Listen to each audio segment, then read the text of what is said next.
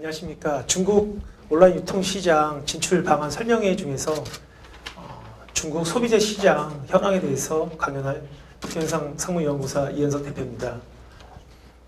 오늘 참석해 주신 분들 중에는 중국을 바이어를 통해서 수출을 하시려고 하시는 분들도 계실 거고요. 아니면 중국에 직접 진출을 하셔서 창업을 하시거나 직접 진출하셔서 사업을 하시려고 하시는 분들도 계실 거라 생각합니다. 저는 9년 전에 북경에 유통법인을 설립하고 많은 한국 브랜드들을 총판을 운영하면서 인포모션, TV 홈쇼핑, 온라인 쇼핑몰, 대형 유통망 채널, 지역 대리상들하고 직접 지금까지 거래를 하고 있습니다. 여러분들이 제가 상담을 나누다 보면은 중국 시장은 사기당할까봐 못 가고 몰라서 못 가고, 최근에 제가 많이 느끼는 부분은 또 진입장벽마저 높아져가지고 어려서 못 가는 시장이라고 많이 인식들을 하고 있는 것 같고요. 그래서 제가 오늘 강연에 앞서가지고 몇 가지 바이어를 상대하는 팁이랄지 아니면은 중국 시장을 이해하는 몇 가지 당부의 말씀을 드리고 본격적으로 강연을 시작하겠습니다. 첫 번째는 준비에 관련된 부분인데요. 제 중국 지인들도 한국에 구매 상담에 바이어로 참석을 했을 때 한국 업체들과 상담하면서 느꼈던 부분들입니다. 첫째, 중국 시장은 지금 현재 세계 공장에서 소비 시장으로 빠르게 변모하고 있고요. 한국에는 진출하지 않았지만 중국에는 진출한 해외 브랜드들이 이미 많습니다. 벌써 브랜드 각축장이 된 지 오래고요. 이러다 보니까 준비가 철저하지 않으면은 시장 개척하기가 쉽지는 않은 상황입니다. 바이어들이 상담을 할 때 지적하는 게 중국 시장에 대해서 한국에 계신 분들이 너무 모른다는 부분하고, 두 번째로는 중국 시장 진출을 위해서 관련된 상품에 대한 법규나 인허가 사항을 제대로 파악하고 있지 않다. 세 번째는 바이어의 성격을 모르는 것 같다. 예를 들어서 바이어라고 하면 직접 물품을 구매하는 벤더가 됐든 총판사가 됐든 이런 회사가 있을 수 있고요. 코트라에서도 구매 상담회를 많이 개최를 하는데 백화점이라든지 대형 유통 채널이라든지 이렇게 채널에서 오시는 분들이 있습니다. 근데 채널에서 오시는 분들하고 이제 상담을 하실 때는 그분들은 그 상품에 대해서 시장성이 있는지 없는지 정도만 코멘트를 해주실 수 있는 거지, 그분들이 직접 수입을 한다거나 어떤 무역업을 해줄 수 있는 기능이 없는 경우가 많습니다. 그리고 일부 특별히 매입을 할 수도 있지만 대부분은 매입을 하지 않습니다. 그래서 우리가 사업성이 있다고 생각이 들었을 경우는 그분들한테 좋은 벤더를 오히려 소개시켜달라고 하는 게 상담의 결과가 이제 좋을 수 있고요. 그러지 않고 그분들한테 미니멈 개런티라든지 FOB 수출가 아무리 말씀하셔봤자 사실 그분들은 그렇게 진행을 할 수가 없습니다. 그래서 그렇게 사전에 유통 채널을 잘 파악하시고 상담을 진행하시는 부분이 필요할 것 같고요. 두 번째로는 중국 분들에 대해서 상담하면서 굉장히 어려워합니다. 합작하신 경험이 많지 않기 때문에. 근데 그분들을 좀 이해할 수 있는 배경이 필요하고요. 중국은 아직까지도 시스템에 의해서 어떤 비즈니스가 이루어지는 부분보다는 많은 부분 아직도 사람에 의해서 이루어집니다. 그리고 실제로 제가 필드에서 사업을 하면서 느끼는 부분인데요. 중국은 글로벌 스탠다드가 잘 통하지 않는 나라입니다. 여러분들 잘 아시다시피 중화사상이라는 부분이 세계의 중심은 중국이라는 뜻입니다. 그러다 보니까 자국의 기준을 우선시하고요. 그래서 중국에 대한 한국 문화하고 중국 문화 사이에 다름을 좀 이해하시는 부분이 필요할 것 같습니다. 이제 한국 분들은 그런 부분이 틀리다고 생각을 하셔가지고 중국인들하고 비즈니스 하시는데 많이 어려워들 하시는데요. 그게 어느 부분은 틀릴 수 있고 어느 부분은 다를 수 있는데 상당 부분은 이제 다른 부분일 것 같습니다. 그리고 하나 더 이제 또 바이어를 상담하실 때요. 중국 친구들은 이제 함께 돈 벌 수 있는 부분에 대해서 굉장히 중요하게 생각을 합니다. 그래서 그 친구들이 왜 우리 상품을 계약하고 해야 되는지, 우리 상품을 계약을 하면 돈을 벌 수 있다는 좀 확신을 주실 필요가 있고요. 또 한편으로는 그전에는 한국 제품에 대해서 총판 계약을 체결을 하면은 돈을 벌 수 있는 시기가 불과 몇 년 전까지는 시장 환경이 좋았습니다. 근데 지금은 한국 상품을 총판 계약을 했다고 해서 중국에서 절대 쉽게 돈 벌 수 있는 상황이 아니기 때문에, 그 이유는 중국에서도 총판 계약을 하신다고 해도 초기에 많은 자본을 투자하거나 광고비를 투자하지 않으면은 원하는 목표에 도달할 수 없는 좀 상황입니다. 그러니까 대리상 총판을 하시려고 하시는 바이어분들도 지금은 그전에 비해서 좀 상품을 선정하는데 그만큼 더 신중해진 부분이 있고요. 그래서 이분들하고 좋은 파트너를 찾기 위해서는 장기간에 거쳐서 뭐 같이 브랜드를 키워나가고 또 함께 이익을 볼 수 있다는 그런 관점에서 상담을 하시는 부분도 중요할 것 같습니다. 그러면 지금부터 본 강연을 시작하도록 하겠습니다. 이건 뭐 우리나라나 중국이나 뭐 마찬가지일 수 있는데요. 유통 채널 보면 뭐 크게 온라인, 오프라인 나눌 수 있고요. 온라인은 뭐 TV 홈쇼핑, 온라인 쇼핑몰도 종합 온라인 쇼핑 및 전문 온라인 쇼핑몰, 뭐 최근에 뭐 공동구매 많이 하는 소셜 커머스, 자체적으로 상담원을 두고 하는 뭐 쇼핑몰, B2B, 알리바바 같은 B2B 소규모 쇼핑몰들이 있고요. 오프라인을 보면 뭐 대형 유통망들, 그 다음에 전문 매장들, 뭐 유아 전문 매장이라든지 화장품 전문 매장이라든지 주방 전문 매장이라든지 이런 전문 매장들, 그다음에 뭐 방판이나 업체 특판이나 뭐 지역 도매 상인들이 있습니다. 지금 요 장은 주요 TV 홈쇼핑사 리스트고요. 중국은 기본적으로 지역을 기반으로 하는 홈쇼핑사하고 전국을 기반으로 하는 홈쇼핑사가 있습니다. 지금 뭐 직접적으로 중국에 진출하지 않아서 진출해서 홈쇼핑을 운영하지 않으시는 분들이라도 중국 또 유통 채널을 이해하시면 나중에 이런 바이어들과 상담하실 때 조금 도움은 되실 겁니다. 가운데 네모 블랙박스로 되어 있는 부분이 지금 전국을 대상으로 한 홈쇼핑사고요. 한 가지 이제 주의할 점은 전국을 대상으로 한다고 해서 매출 규모가 꼭 크지는 않습니다. 오히려 지역을 기반으로 한 홈쇼핑사가 매출 규모가 큰 경우도 많고요. 제가 이제 실제로 거래를 하면서 매출 규모나 경험했던 걸로 보면은 여러분들도 잘 아시다시피 상해에 동방쇼핑이 있습니다. CJ에서 투자했던 상해 동방쇼핑이 있고 남경에 강소성 방송국이 투자한 하우샹코라는 홈쇼핑사가 있습니다. 이 회사도 매출에도 괜찮게 나오는 편이고요. 그 다음에는 그 호남방송국에서 투자한 호남 콰일로그라는 홈쇼핑사가 있고요. 추천해볼 만한 홈쇼핑사들입니다. 그 다음에 북경에 있습니다. 유고 홈쇼핑하고 가유 홈쇼핑, 그 다음에 뭐 중앙 홈쇼핑, 뭐 이 정도가 있습니다. 홈쇼핑 뭐 접근하실 때는요, 뭐 한 군데서만 일단 성공하시면은 나머지 홈쇼핑사 입점하는 거 전혀 문제가 없고요. 초기에 여러 홈쇼핑사를 진행하시려고 하시는 것보다는 가장 좋은 환경에서 런칭할 수 있는 홈쇼핑사를 선택하는 게 필요하고요. 또 두 번째로 이제 홈쇼핑사가 수입 상품을 과연 많이 취급을 한 홈쇼핑사인지 뭐 그런 부분들하고 홈쇼핑사마다 또 특징이 있습니다. 예를 들면은 호남 홈쇼핑 같은 경우는 임의용 상품을 많이 판매를 하고 임의용 상품이 매출이 많이 나오는 경향이 있습니다. 그 이유는 호남 홈쇼핑 같은 경우는 뭐 2, 3선 도시, 그러니까 뭐 1선 도시, 대도시 말고 2, 3선 도시에 35세 이상 여성을 주로 타겟으로 하는데요. 그러다 보니까 여기서는 이제 뭐 화장품 관련 매출이 좀 많이 나오고요. 상해를 기반으로 하는 뭐 동방 쇼핑 같은 경우는 주방 제품 같은 경우도 임용 제품은 뭐 그렇게 매출이 썩 좋지 않고요. 그리고 뭐 주방이나 여성용품들이 매출이 좋은데요. 그 이유는 상해 같은 경우는 이제 남자가 다 요리를 합니다. 상해자들은 이제 주방 요리를 잘 안 합니다. 그러다 보니까 남자가 이제 후라이팬이니 냄비니 구매하는 경향이 많아가지고요. 본인들이 요리를 하기 때문에 좀 좋은 거를 사고 싶어 합니다. 수입품도 많이 사고 비싼 것도 많이 사고 그런 경향이 있습니다. 그래서 홈쇼핑을 런칭할 때는 사전에 홈쇼핑에 어떤 특징이 있는지 파악해 보시는 게 좋을 것 같고요.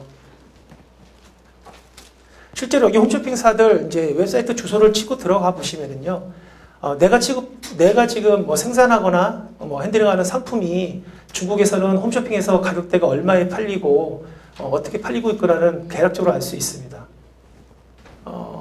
홈쇼핑 일반 현황에 대해서 다시 한번 말씀드리면은요, 2011년 기준으로 매출액이 455억 위안 정도 되고요.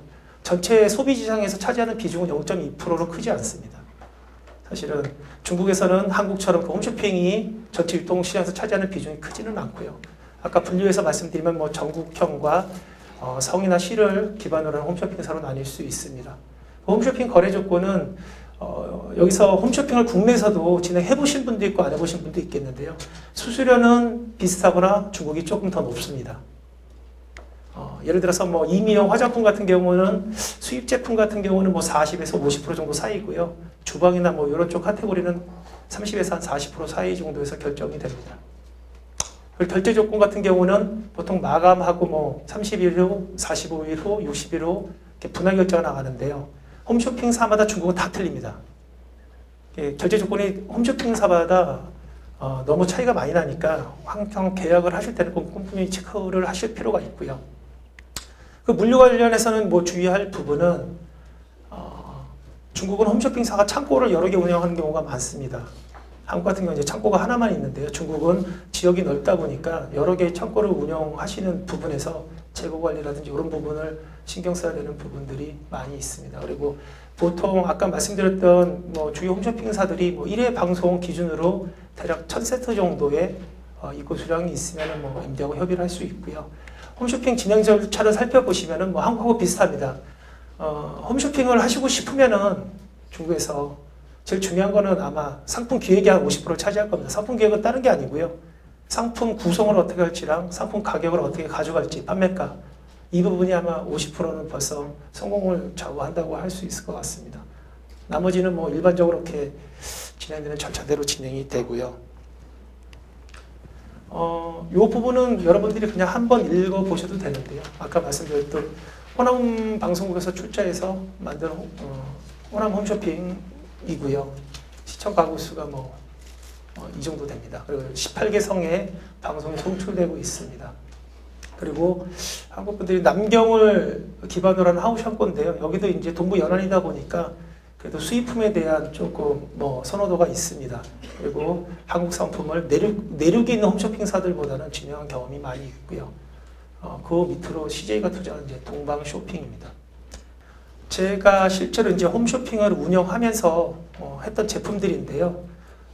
저는 이제 첫 타이틀이 많습니다. 제가 중국에서 3프류를 홈쇼핑을 처음으로 수입 제품 갖고 진행을 했고요.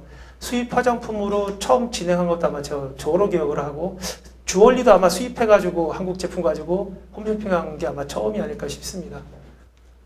샴푸 같은 경우도 처음에 진행을 할 때는 사실 여기 담당 MD들이 굉장히 걱정을 했었고요. 왜냐면은 이렇게 샴푸를 진행해 본 적이 없는데, 398원에 진행을 했었는데 그 정도만 7만 원 돈인데 이게 중국인들이 살까 과연 비싸지 않을까 해가지고 조금 걱정을 했었는데요.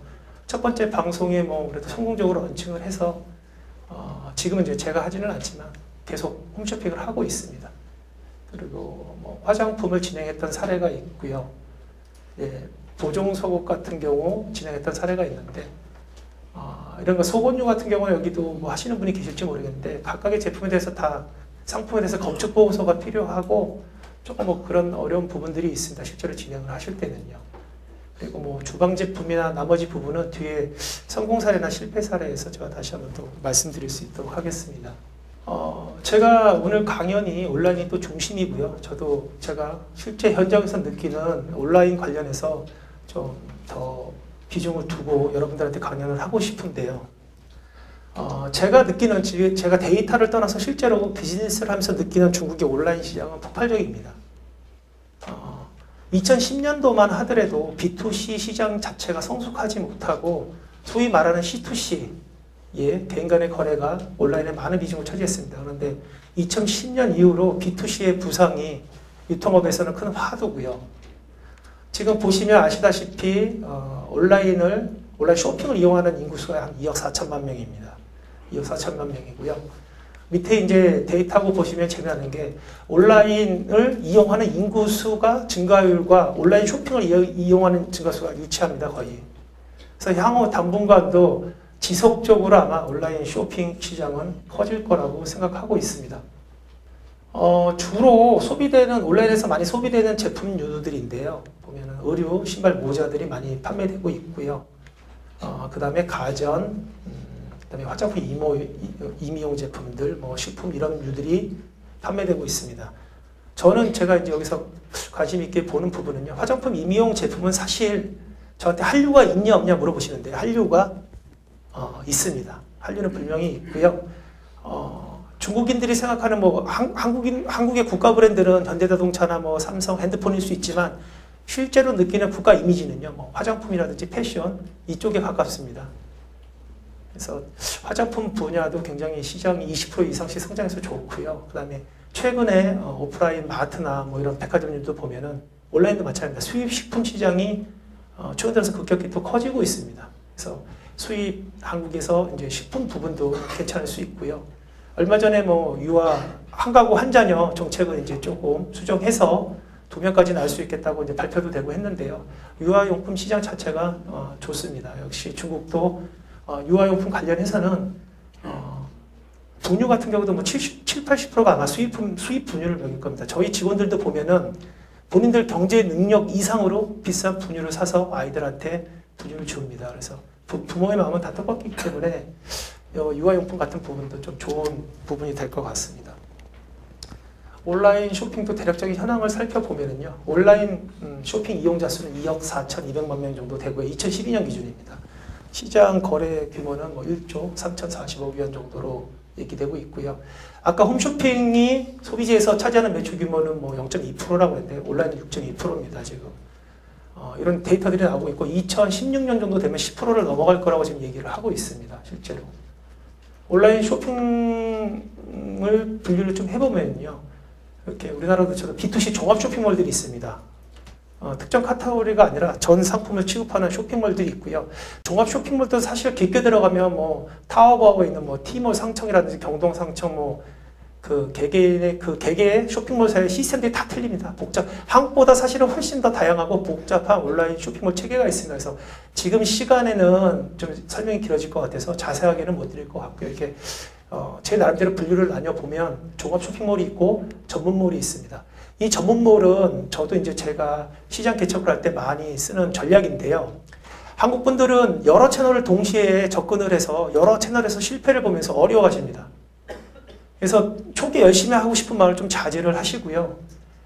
초기에 런칭을 할 때 예를 들어서 종합 쇼핑몰이냐 전문몰이냐를 선택할 때는 저는 전문 쇼핑몰을 권합니다. 왜냐면은 종합 쇼핑몰은 수수료도 적고 뭐 그런 부분에 프레임을 제공하는 경우가 많다. 그냥 마케팅적으로 어떤 상품을 밀어서 파는 게 아니라 알아서 판매가 되고 그래야 되는 부분이기 때문에 오프라인이든 어디든 브랜드가 인지도가 있는 제품은 종합 쇼핑몰에서 매출이 잘 나옵니다. 하지만 이제 갓 진출한 뭐 한국 제품이라고 한다고 하면 브랜드력이 없기 때문에 종합 쇼핑몰에 입점을 해도 매출을 기대하기가 굉장히 힘듭니다.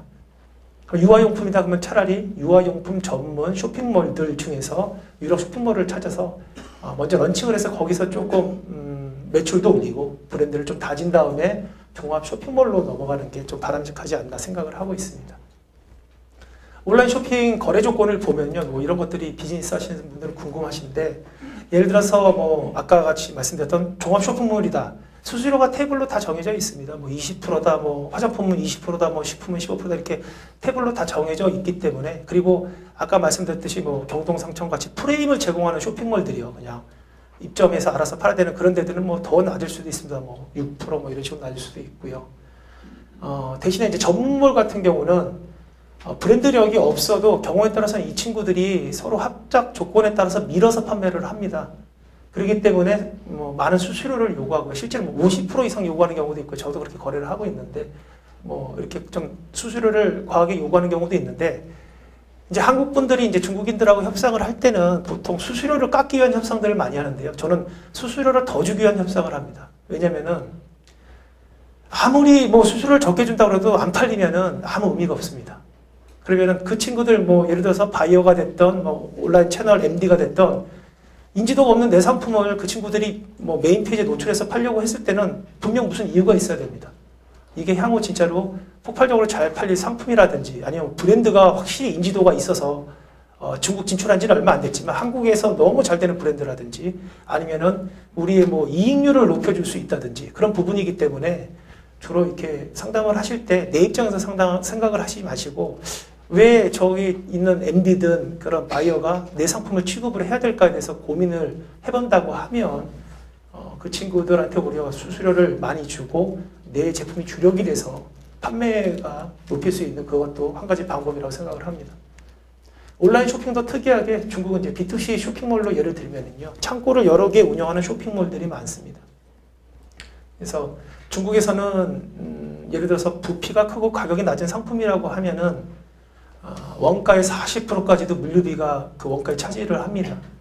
그리고 아까 홈쇼핑에서는 말씀을 놓치고 왔는데, 홈쇼핑 같은 경우 특히 반품 비용이 있기 때문에, 그리고 중국 지역이 물류가 뭐 예를 들어서 하물로 갔을 때 뭐 7일씩 걸리는 지역도 많습니다.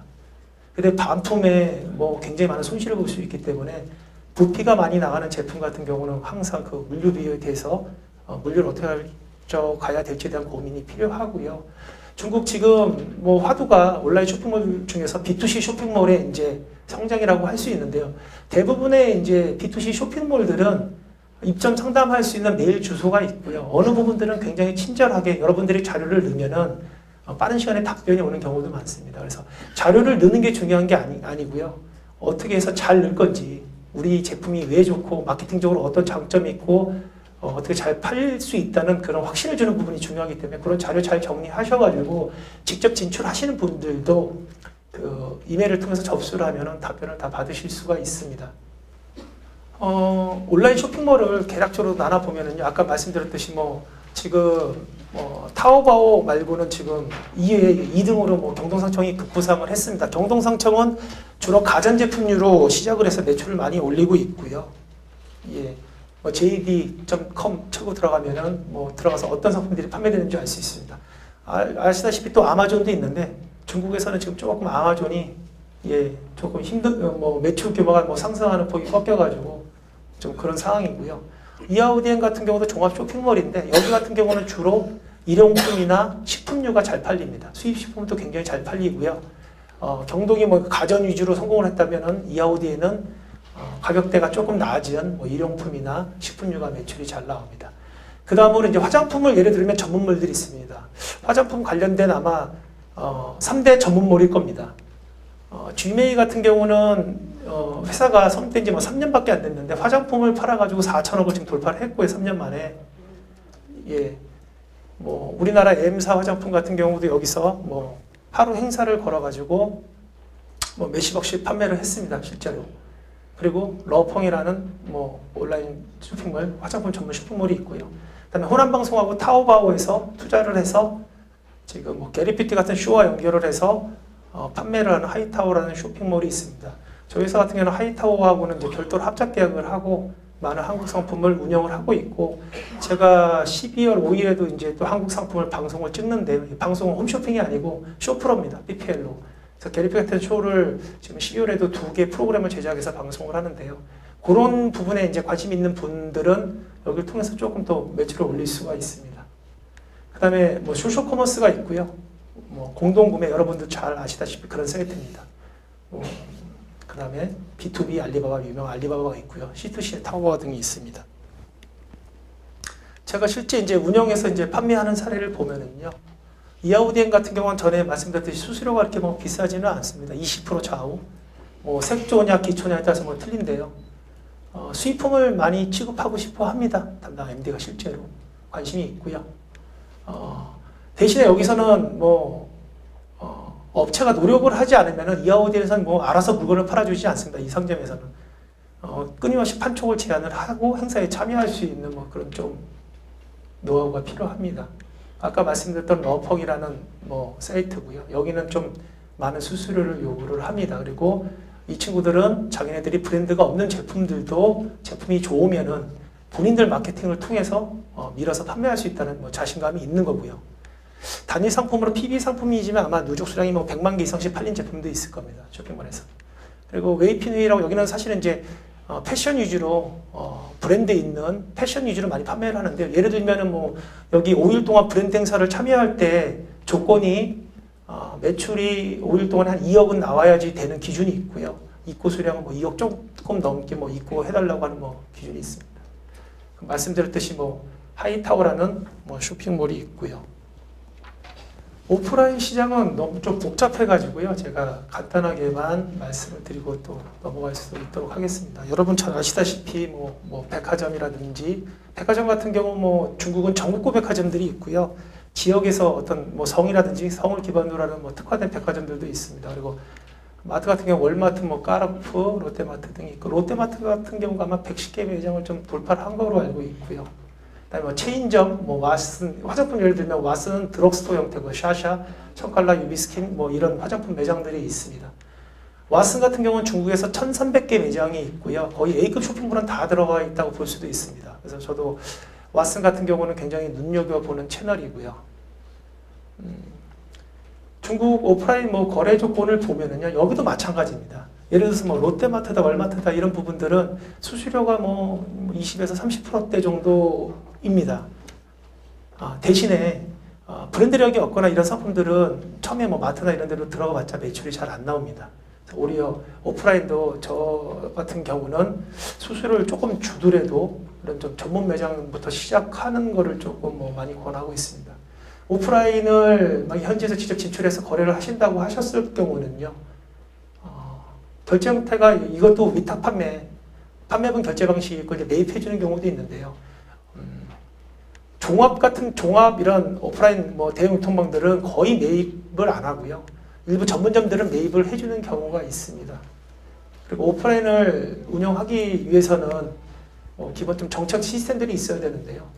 예를 들어서 판매 사원을 뭐 파견할 수 있다든지 BA 뭐 이런 영업 관리 사원들도 좀 있어야 되고 판매 매대 요청했을 경우 이런 것들이 이제 좀 비용이 들어갑니다. 입점 바코드 비용이라든지 매대 요청 비용이라든지 이런 부분들 때문에 그래서 또 온라인 시장을 눈여겨 보셔야 되는데요. 중국은 그러니까 오프라인 같은 경우 지금 현지에 있는 월마트, 까라푸도 지금 철수한다는 얘기가 나올 정도입니다. 왜냐면은 임대료가 너무 상승을 해가지고요. 지금 뭐 1, 2위 업체들도 뭐 지금 중국에서 철수한다고 할 정도로 지금 인건비나 일반 관리비가 많이 상승하고 있습니다. 그렇기 때문에 초기에 오프라인으로 만약에 진입을 해서 하신다고 하면 상당 기간 조금 버틸 수 있는 힘들이 있으셔야 되고요. 온라인은 장점을 보면은 온라인은 기획만 잘하면은 전국을 대상으로 할 수 있습니다. 제가 실제로 중국에서 사업을 하는 입장에서 보면은 중국은 온라인이 잘 될 수밖에 없는 나라입니다. 그 이유는 중국은 내륙 지역을 가더라도 백화점에 취급하는 브랜드가 아예 틀립니다. 수입 상품들이 내륙까지 못 들어간 경우도 많고요. 뭐 1층 화장품 매장만 봐도 알 수 있는데 뭐 패션도 마찬가지입니다. 그러다 보니까 이 친구들은 뭐 상해나 북경으로 로컬 쇼핑을 오는 경우도 있습니다. 실제로. 젊은 친구들이 예를 들어서 뭐 유니클로다? 유니클로라는 브랜드는 압니다. 근데 살 수 있는 매장이 없습니다. 주변에. 살 수 있는 곳은 온라인이죠. 그렇기 때문에 중국은 온라인이 사실은 어떤 지역적인 그런 넓은 어떤 그런 지역이기 때문에 잘 될 수밖에 제가 볼 때는 없을 것 같고요. 그래서 여러분들 뭐 처음 진출하시는 분들이라면은 온라인을 꼭 잘 살펴볼 필요가 있을 것 같습니다. 뭐 오프라인 쪽 대형 유통만 보면 아까 말씀드린 뭐 월마트나 까르푸, 롯데마트 등이 있고요. 드럭스토어 형태의 왓슨도 사실은 뭐 굉장히 중국에서는 인지도가 높습니다. 이것도 마닝 같은 경우도 마닝스도 이제 드럭스토어 형태고요. 저희가 거래하고 있는 뭐 유비스킨 같은 경우는 화장품, 수입 화장품 위주로 전문으로 파는 매장인데요. 사업 시작한 지 1년 만에 뭐 한 200개 매장을 오픈을 했습니다. 저희도 이제 거래를 하고 있고요. 잘 아시다시피 LV 계통에 슈퍼라가 있고 뭐 샤샤가 있고 뭐 청칼라가 있고 그렇습니다. 유비스킨 같은 경우 저희는 뭐 요런 부분들도 여러분도 도움이 될 수 있는데요. 초창기에 예를 들어서 왓슨 1300개 매장을 거래를 하시려고 하면은 리스크가 너무 큽니다. 재고 부담도 크고요. 저희 같은 경우도 작년에 이제 본사 미팅에서 1300개 매장을 들어오라고 좋은 조건을 제안을 했는데 사실 저도 이제 조금 들어가질 않았습니다. 왜냐면은 위탁 판매이기 때문에 들어가는 게 목표가 아니고 판매가 돼야 되는데 판매가 안 돼 있을 경우 이 재고 부담이 너무 커가지고 못 들어갔는데 뭐 예를 들어서 새로 시작하는 뭐 이런 매장들은 같이 따라 들어가면은 부담 없이 매장을 늘려나갈 수 있기 때문에요. 뭐 이런 것들도 방법이 될 수 있을 것 같고요. 샤샤 같은 경우는 홍콩에서는 화장품 뭐 관련해서 체인점 중에서 1위 업체로 많이 얘기가 되는데요. 중국에서는 뭐 전혀 힘을 못 쓰고 있습니다. 자본 잠시 다 당했고요. 매장 수도 뭐 한 60여 개 정도밖에 안 되고 지금 뭐 앞으로도 계속 좀 고전을 할 것 같습니다. 저희가 이제 롯데마트에서 운영하는 매장인데요. 저희가 이제 테스트로 이제 북경에 있는 매장 하나를 들어봤는데 역시 수입 화장품하고 이게 타겟팅이 안 맞다 보니까 사실 좀 고전을 하고 있습니다. 테스트를 해보고 있는데 좀 성과가 썩 좋지는 않고요. 요거는 제가 한국에 들어오기 며칠 전에 11월 달에 롯데마트에서 제안을 해가지고 공동구매 행사를 한번 기획을 해봤습니다. 뭐냐면은 온라인이 요새 뭐 온라인이 막 여러 가지 그런 판촉 기획을 하면서 오프라인도 어떻게 보면 위기감을 느끼는 거겠죠. 그래서 실제 제품이 없이 공동구매 형태로 샘플만 두고 주문 접수를 받아서 뭐 10일 후에 뭐 상품을 구매할 수 있는 형태인데요. 이 부분도 이제 처음으로 같이 한번 진행을 해봤는데 유아용 매트입니다. 결과는 만족스럽지 않았습니다. 그 이유는 마트에 있는 사람들이 뭐 공동구매다 해가지고 여럿이 기다려서 물건을 살 수 있는 아직 그런 게 익숙하지가 않습니다. 그리고 롯데마트 같은 경우도 저희가 이제 소비자를 분석해 보면은 뭐 40, 50대 이상의 뭐 분들이 많고 할아버지 할머니도 많은데 나이가 또 많으시다 보니까 이런 부분들이 더 익숙하지 않았던 것 같습니다. 여러분들이 아마 이제 뭐 바이오 상담하고 하면은 또 제일 익숙할 부분들이 뭐 어떻게 보면 도매상인들입니다. 도매상인들이 바이오로 와서 많이 상담을 하고 있는데 현재 이제 중국 시장에서 보면은 화장품을 보더라도 이런 대리상들 도매하시는 분들이 굉장히 어렵습니다. 매출 규모가 지금 줄어들고 있고요. 중국은 그전에는 전통적으로 유통을 할 때 뭐 예를 들어서 호텔 하나 잡아놓고 그 브랜드 설명회 한다고 여러 각기 있는 분들을 모읍니다. 그렇게 해서 거기서 설명회를 통해서 발주를 받고 이런 일들을 하는데요. 뭐 2012년에 비해서 2013년도에 매출이 막 40%씩 제가 줄었다는 얘기를 지금 중국 친구들한테 듣고 있고요. 지금 새로운 유통 채널들 온라인이나 이런 시장들이 커지면서 많이들 어려워하고 있습니다. 그래서 지역 대리상들하고 거래했을 때 뭐 여기도 보면 성급 대리상이 있고요. C급 대리상 아니면 몇 개의 점포를 가지고 있는 뭐 점포 소유자들이 있습니다. 그래서 뭐 이게 성급 대리상하고 거래를 하면요, 성급 대리상들이 성 안에 있는 뭐 C나 자유점포들을 본인들이 유통을 하는 거고요. 화장품으로 예를 들면 수입품이냐 로컬 제품이냐에 따라서 차이는 나는데요. 보통 대리상들이 뭐 판매가의 30%에서 50% 정도로 저희 매입을 해갑니다. 그래서 대리상 거래를 하면 좋은 점은 현금 결제를 한다는 부분이 제일 좀 메리트가 있는 부분이고요. 대리상들하고 이제 거래를 할 때는 중요한 부분이 이 친구들은 영업 지원을 뭘 해줄 건지에 대한 거를 많이 물어봅니다. 경험이 없으신 분들은 그냥 이제 물건만 판매하시려고 하다 보니까 계약이 잘 안 되는데요. 이 친구들은 사실은 뭐 리베이트를 포함해서 뭐 예를 들어서 판촉지지를 뭘 해줄 수 있는지, 교육은 뭘 지원해 줄 수 있는지, 뭐 나중에 점포를 낼 때 뭐 그 매대 제작 비용은 어떻게 뭐 본사에서 지원해 줄 수 있는지 이런 구체적인 조금 영업 지원 시스템이 있어야지 좋은 그 오프라인 지역 대리상들과 거래를 할 수가 있습니다. 그래서 오프라인 지역 대리상들을 찾는 거는요, 저도 항상 고민하는 부분인데요. 이제 제 중국 친구가 중국에서 사업에서 성공하려면 어떻게 되냐 물어봤을 때 좋은 대리상 만나면 된다 이런 말씀을 합니다. 제일 아마 한국에 계신 분들도 어려운 분들이 이 친구들이 이제 만나더라도 진짜로 실력이 있고 좋은 대리상인지 검증이 잘 안 되고요. 또 그렇게 실력 있고 검증된 친구들이 어디 있는지 몰라서 잘 만나지를 못합니다. 그래서 전통적인 방법으로는 전시회를 통해서 뭐 대리상을 만나는 방법도 있고 아니면은 뭐 요새는 온라인 자료 같은 데 조사해도 예를 들어서 화장품 도매상인이다 그러면 1위부터 100위까지 리스트가 올라옵니다. 협회나 이런 자료에. 이런 걸 통해서 정보를 파악해 볼 수도 있습니다. 그래서 대리상 미팅을 할 때는 뭐 그 계약 조건에서 제일 중요한 게요. 공급가하고 리베이트입니다. 매출 목표를 도달했을 때 몇 프로의 리베이트를 줄 건지, 그 다음에 어떤 부분에서 영업 지지를 지원을 해줄 건지 이 부분이 뭐 제일 중요합니다.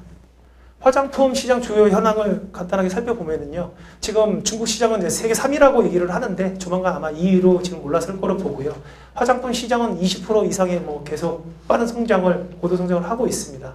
그리고 중국은 해외 브랜드가 뭐 5에서 70% 정도로 시장을 점유하고 있고요. 지금 평균 지출 비용이 뭐 100원에서 200위안이 구매층이 두텁다고 했는데요. 우리나라 뭐 돈으로 환산을 하면은 뭐 17,000원에서 뭐 3만원 정도 되는 뭐 금액이고요. 2010년하고 뭐 2012년 요 그래프를 보시면은 지금 200원에서 500원 이상의 화장품을 뭐 한국으로 쳐도 이렇게 싼 가격대는 아닌데 이 구매 타겟이 지금 늘어났고요. 지금 100원에서 200위안도 늘어나고 있는 걸 볼 수 있습니다. 오히려 100원 이하의 좀 저가 화장품을 사는 그 고객들이 줄어들고 있고요. 그리고 화장품 주요 거래처, 저도 이걸 굉장히 재밌게 봤는데요. 보면은 화장품 전문 매장에서 나온 매출이 상당 부분 온라인으로 넘어가면서 그대로 뺏겼습니다. 지금 온라인은 뭐 7%에서 20% 늘어났고요. 그만큼 빠진 만큼 고스란히 이제 전문 매장이나 백화점 등에서 빠졌는데 이러기 때문에 지금 사실은 온라인은 눈여겨봐야 될 시장입니다. 주로 구매하는 화장품 리스트를 보면 데이터를 보면은 중국도 이제 폼 클렌징 같은 경우 굉장히 많이 나가고요. 폼 클렌징 같은 경우 예를 들어서 미끼 상품을 잘 쓸 경우 화장품 유통하시는 분들은 브랜드를 알릴 수 있는 좋은 기회가 될 수도 있습니다. 최근에 이제 클렌징 크림이나 이런 거 늘어나는 거 봤을 때 색조 화장품 시장도 커지는구나. 아직까지는 색조 화장품 시장이 크지는 않은데요. 그런 거를 볼 수 있고요. 뭐 또 한 가지 팁을 보면은 한국에서는 진동 파운데이션 이런 것들이 굉장히 잘 됐었는데요. 중국에는 그다지 성과가 좋지 않았습니다. 저는 올해 이제 클렌징하는 기계류, 미용 기계류는 시장이 괜찮을 거라고 보고요. 진동 파운데이션 같은 경우는 아직 여기 색조 화장이 그렇게 자리를 잡았지 않기 때문에 그렇게 뭐 전문가식으로 뭐 기계까지 써서 할 정도는 아니기 때문에 아마 결과가 안 좋았던 것 같고, 바이어나 엔디드라고 얘기를 해봐도 좀 뭐 그런 부분을 느낍니다. 그래서 너무 앞서 나가는 제품은 또 중국에서 안 맞을 수도 있습니다. 저는 뭐 9년 전에 들어가자마자 바로 법인을 설립하고 사업을 했기 때문에요. 어떤 분은 법인을 설립하지 말고 일단 뭐 테스트로 이렇게 해보시라는 거를 권하시는 분도 있고요.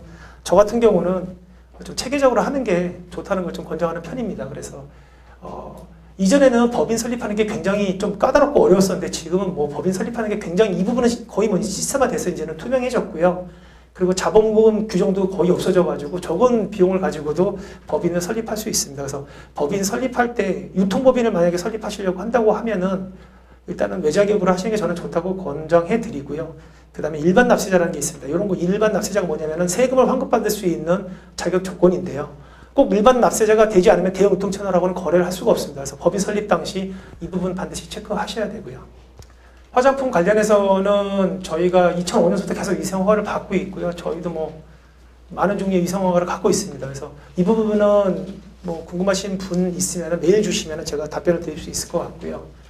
보통은 기간은 한 8개월 정도 걸리고요. 200만 원 좌우의 비용이 소요됩니다. 특수화장품 같은 경우는 조금 더 비용이 더 들어갈 수 있고요.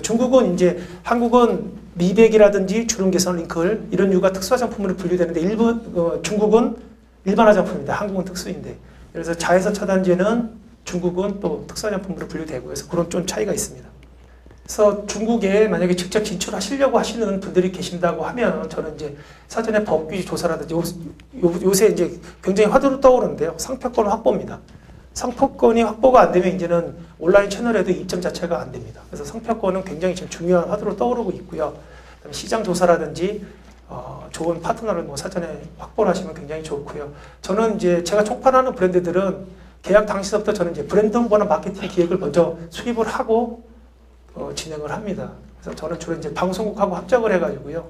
그 PPL 방송들을 많이 찍고 있습니다. 그리고 제가 이제 가장 많이 말씀드리는 건데요. 성공 확률이 가장 높은 유통 채널을 파악을 해서 거기에 선택과 집중을 하는 거에 반드시 저는 필요하다고 생각을 합니다. 여기서 매출을 어느 정도 만든 다음에 그 자료를 가지고 다른 유통 채널과 협상해서 좋은 조건으로 입점하는 게 필요할 거라고 생각을 하고요.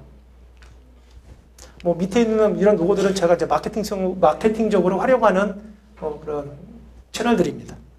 제가 뭐 지금도 총판을 하고 있는 브랜드인데 이 브랜드는 화장품인데 초기에 이제 홈쇼핑을 2010년도에 했다가 사실은 잘 안 됐습니다. 이렇게 완전히 안 된 건 아닌데 이때 다른 제품류에 비해서 좀 가격대를 높게 들어갔어요. 10만 원 이상대로 들어가가지고 사실은 이 가격 정책에서 제가 봤을 때 실패를 했던 부분이 있고요. 그 다음에 제가 이제 좀 바꿔가지고 그 다음부터는 이제 화장품 전문 매장 위주로 수입품을 취급하는 고급 매장 위주로 지금 제품을 꾸준히 입점을 시켜가지고요. 지금 뭐 한 500개 매장 정도 입점이 되어 있는데요. 이 브랜드 이미지를 좀 다지는 쪽으로 전략을 바꿨고요. 지금 3단계로 이제 온라인 쪽을 많이 입점을 하고 있습니다. 브랜드력을 바탕으로 해가지고요. 요거 같은 경우는 제가 굉장히 재밌어 하는데요. 여기 이제 화장품 브랜드를 제가 직접 개발한 사례인데요. 한국에서는 이제 클로에 이제 원장님, 김선재 원장님이라고 계신데 그분이 제품 개발 디렉터로 참여를 했고요. 호남 방송국이 아예 마케팅을 도와주기로 참여를 했고, 이제 중국 내에 있는 다른 공장과 우리 회사하고 사자가 이제 준비를 해서 1년 동안 준비를 해서 런칭을 했습니다. 한국에 있는 브랜드를 라이센싱 해가지고 런칭을 했던 거고요. 하이타워라는 쇼핑몰에 들어가서 신규 브랜드인데 들어가서 이틀 동안에 136만 원 정도를 팔았습니다. 2억 5천 정도 되는 매출을 온라인 쇼핑몰에서 바로 올렸고요. 제가 방금 전에 말씀드렸던 브랜드가 이 정도의 어떤 브랜드력이 되는 데는 4년이라는 시간이 걸렸습니다. 제가 총판을 하면서. 근데 이 브랜드는 1년 만에 제가 느끼기에는 뭐 비슷한 수준의 브랜드로 올라갔고요. 그 이제 성공 사례를 바탕으로 해가지고 메이저급 온라인 쇼핑몰에 지금 입점을 하고 있습니다. 그리고 오프라인도 늘려가고 있고요. 이제 이게 실패 사례인데요. 주방 제품 했다가 제가 이제 최악의 실패를 한 경우가 있습니다.